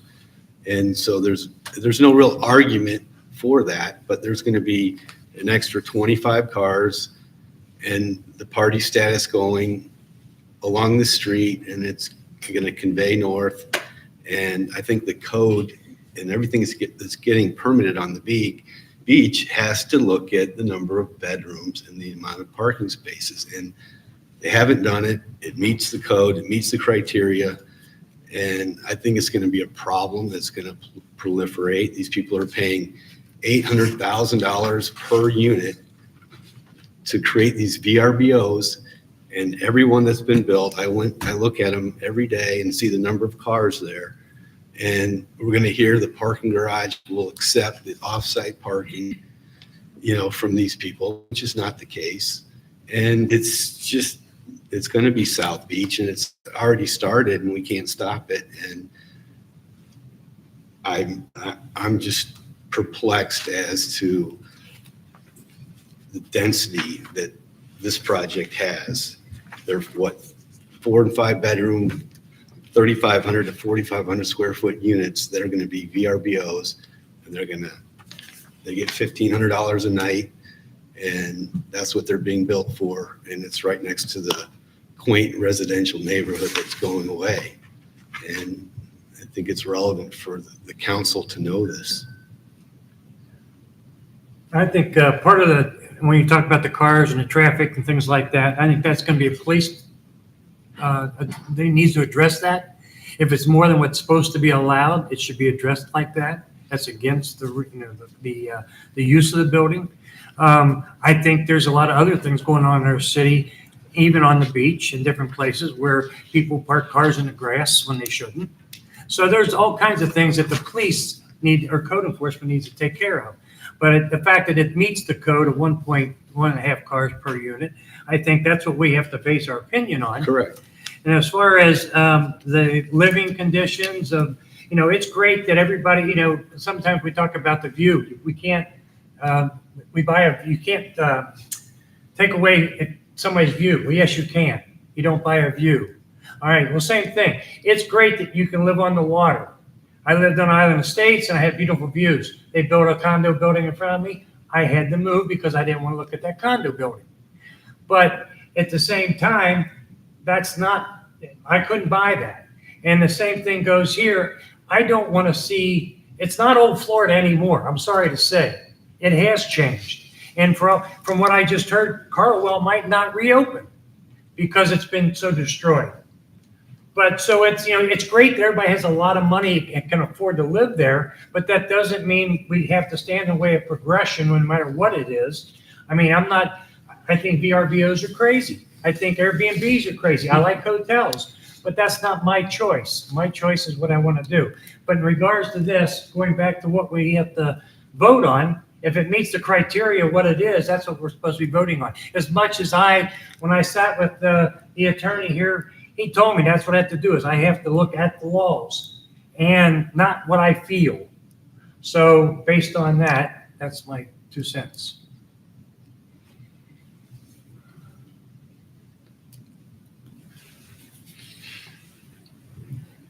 Any more discussion by the board?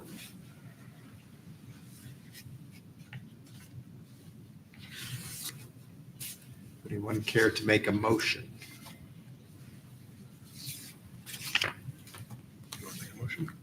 Yeah, I'll make the motion. I just have to read it.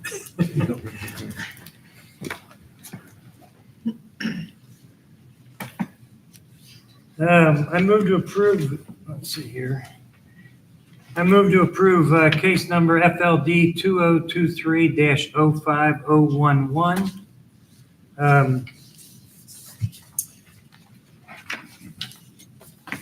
Let's see. Where we at? Okay. Based on the evidence and testimony presented in the application and staff report, today's hearing hereby adopt the findings and the facts and conclusions of the law stated in the staff report with conditions of approval as listed. Do I have a second? Second. Got a motion, we have a second. All those in favor? Aye. Aye. All those not in favor? Motion carries. All right, Mr. Chair, now it would be appropriate to read your level 3 procedures and move on to the last application for today. All right. All level 3 cases, such as a plan amendment, rezoning, or development agreement, are considered legislative hearings. The Community Development Board reviews the application, the staff reports, correspondences, and all evidence presented today and makes a recommendation to the City Council. For level 3 applications, the City Council makes the final decision. The procedure for all level 3 cases is as follows. Presentation by planning staff, 10 minutes. Presentation by applicant, 10 minutes. Comments by the public. Closing remarks by the planning and development staff. Closing remarks by the applicant, followed by closing of the public hearing and discussion by the vote by the board. Our first level 3 case today is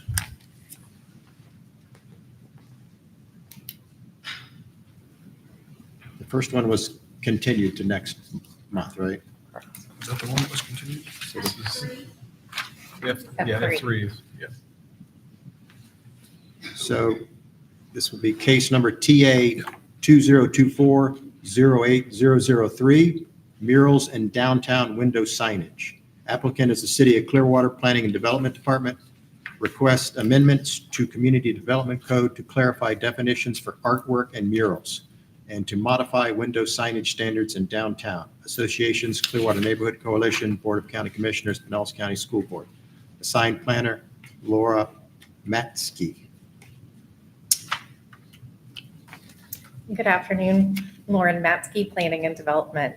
So as covered in the staff report, staff presented information to City Council at their July 29th work session regarding signage options in the downtown district, because the downtown district has its own specific sign code. Following that discussion, there was agreement by the city council to increase the percent allowed for window signs from 10% to 20%. I don't have slides for this, sorry. From 10% to 25%. Currently, the rest of the city is allowed up to 25% of their window area to be window signage, and city council wanted this to be applicable also for downtown. Downtown has other types of signage that are allowed that are not otherwise contemplated citywide. So this ordinance also includes modifications to the definitions for artwork and murals to provide better distinction regarding what would be treated as signage, what is commercial speech versus what is just part of the artwork if integrated into a mural. So we worked with legal on those changes to ensure that we were good with any First Amendment issues as well. That will get staff out of the my item. That will get staff out of the need to kind of, estimate or determine what's commercial versus not. It's more spelled out there. And clearly murals are part of a vibrant community and is something that we want to continue to encourage. Lastly, the only other thing I want to point out is I did correct a typo. I caught a typo after I sent y'all the ordinance. In the definition for artwork, I had accidentally repeated the same phrase twice. So I will have that corrected before it goes to city council. With that, I can answer any questions. This is a very limited scope ordinance for y'all for a change. Questions by the board? Thank you. So it appears we have no questions. And then presentation by the applicant, that's the same? Want the same. Comments by the public? That's me.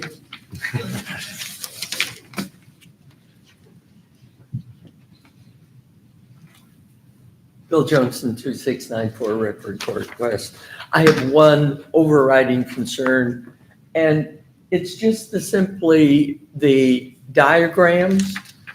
It says the diagrams are not drawn to scale. If we're going to put this in the code, I think the diagram should be drawn to scale so that it reflects what's actually there. The other comment I have is a general comment that we have views that look like this in Clearwater where there's not enough diversity in the signage, and we need to be allowing more diversity in the signage than we have currently.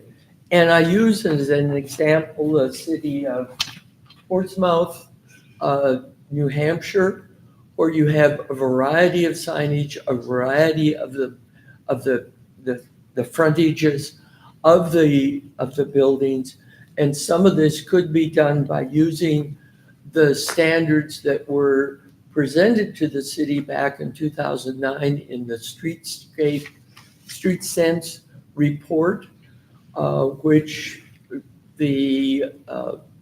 has not been chosen to be fully implemented.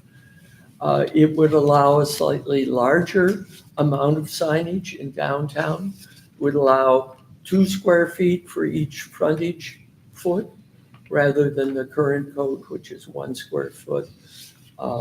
And so I think there's an opportunity to create more vibrancy in the downtown area by being more less conformist, if you will.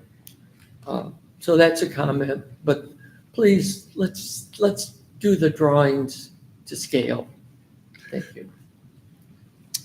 Thank you.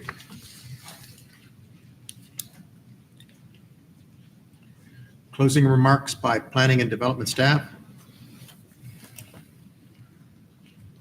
I'd just like to add that there are a wide variety of signs allowed in the downtown sign code. And some of these examples are shown in the graphics that are provided. It's designed to be more hierarchical in nature, so more design-based. Unfortunately, sometimes our business owners don't take advantage of all the types of signage that they are allowed. So that's certainly something that we would encourage, and it's something that we covered with City Council in that presentation, because that was one of the reasons why the window signage was initially limited to 10%, to kind of diversify the types of signage used in downtown, including the awning signs, the projecting signs, things on the canopy, et cetera. So, and then regarding the graphics, I'll just say they were originally created by an architect who worked in our planning and development department at the time. I don't have those same skills, so we made minor modifications to better reflect the one change. But if additional changes were warranted, I'd need help. So thank you. Can I ask her a question or no? 'Cause time's over. Of course, just speak up into the mic. Oh, sorry. What I'm wanting to ask is, so does this change, like you see those, I guess, tobacco stores that the whole glass is all covered with signage, I guess, is that what we're allowing now, or? No, and that was part of the conversation at City Council. So I'd always encourage people to watch that, because there was some code enforcement done in downtown with certain windows that were more covered than what was allowed. And so that was kind of the impetus for But we are the going from conversation. 10% to 25 now, you said? This or- would go 25% total, but okay. I want to just find the statement. Sorry. I have it all printed on different sides. But it would not be allowed to cover an entire sign. It would still be limited, and then to the point, there's still an overall maximum amount of signage. So, but yeah, with downtown, one of the requirements for new construction or major renovations is that windows be clear, open storefront type windows. So Yeah, it looks like it's going from 10 to 25%, but you still have an item in there that says a maximum of 50 square feet. yes. Okay.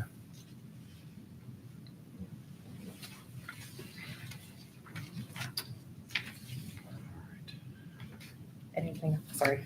Closing remarks by the applicant. I have no other comments. Thank you very much for your time. Okay. This closes the public hearing portion of this item. Discussion and vote by the board.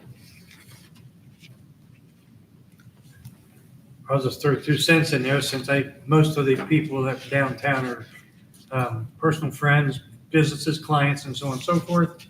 I think that everything, Bill, what you said is true. We need diversity in signage.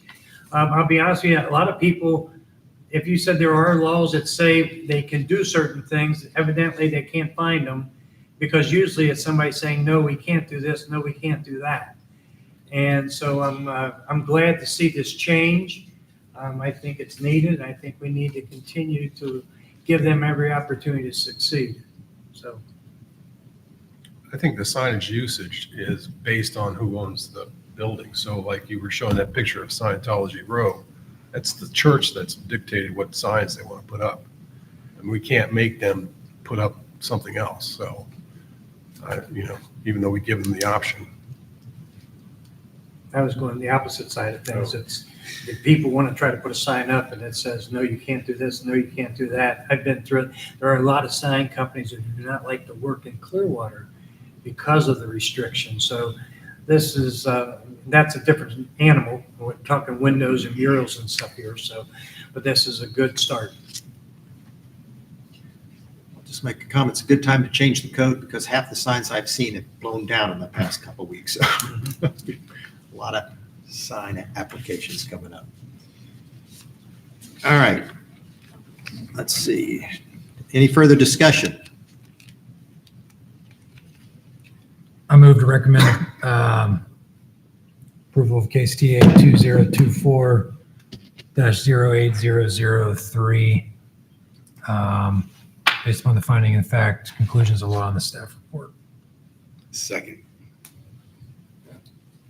All those in favor? Aye. Aye. All those against? Motion carries.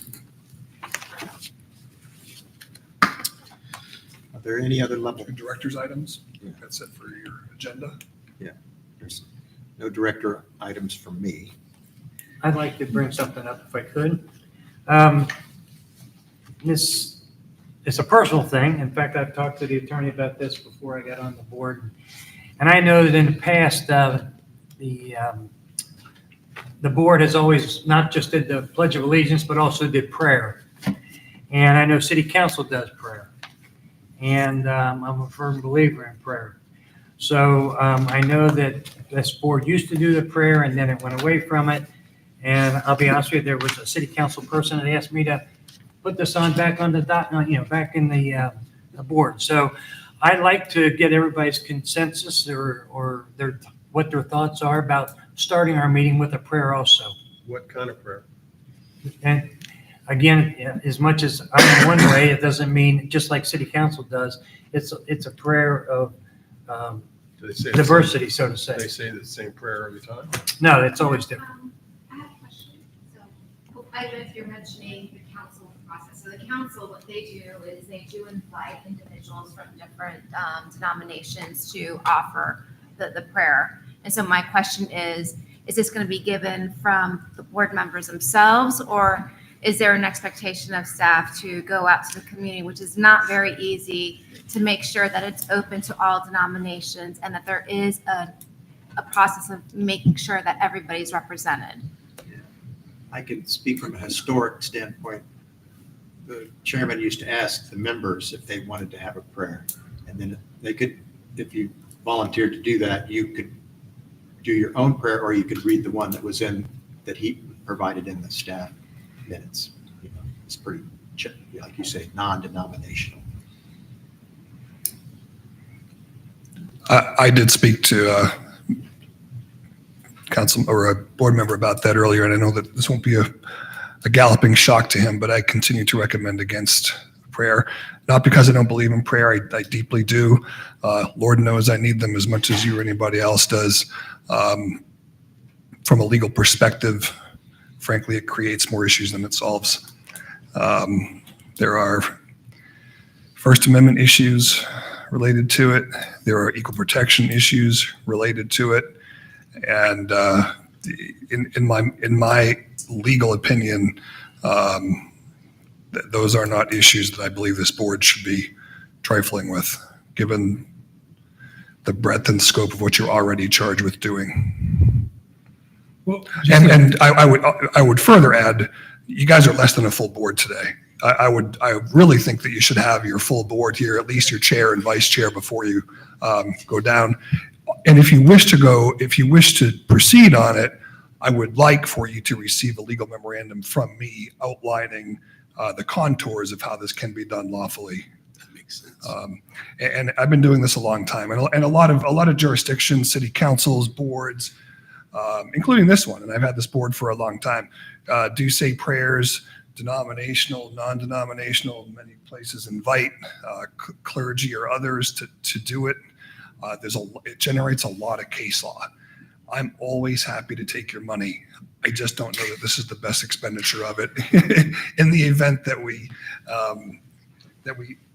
tiptoe outside those boundaries. That's my point. But I do believe that you should wait for your full board to be here to have the full discussion on it. I think that's best. Just to understand the process, is that just a simple vote of the? Yeah, I would put it back into your script or rules of procedure. It's an easy change to make. It is a less easy change to execute lawfully. So when I was on the board 8 years ago, it was on. Can you tell us why it was dropped? For the First Amendment and due process issues that attend it. Can I speak to that? I mean, I've been told, and I don't know this, but the chairman of the board at the time is the one who pulled it. He's the one that, I don't even know his name. Oh, boy, yeah. But he was a Quaker, and it was his choice to pull it. I think I've had 40 members of this board that kind of had it. I couldn't tell you the religious affiliation of a single one of them. So I don't know the answer to that question. Yeah, okay. Again, I agree with you. Yeah. All 7 should be here. Yeah. My memory isn't good enough to say why it was Table extinguished. that item for next month. Yeah, I think that's a good idea. Yeah, wait till we have a full house for that one. I'm sorry? Wait till we have a full house to Yeah. to discuss that one. I had one last question. We have an extra camera in the background. What is? That's because we don't have any internet service Oh, okay. inside chamber, so they're recording it so it can be uploaded later. There you go. One of the storm. All right, no further items. This board is adjourned at 2:58. Thank you for attending. Thank you. Good job. It was 8 years ago I was on this board. Did a great job. Thank you. Just like riding a bike.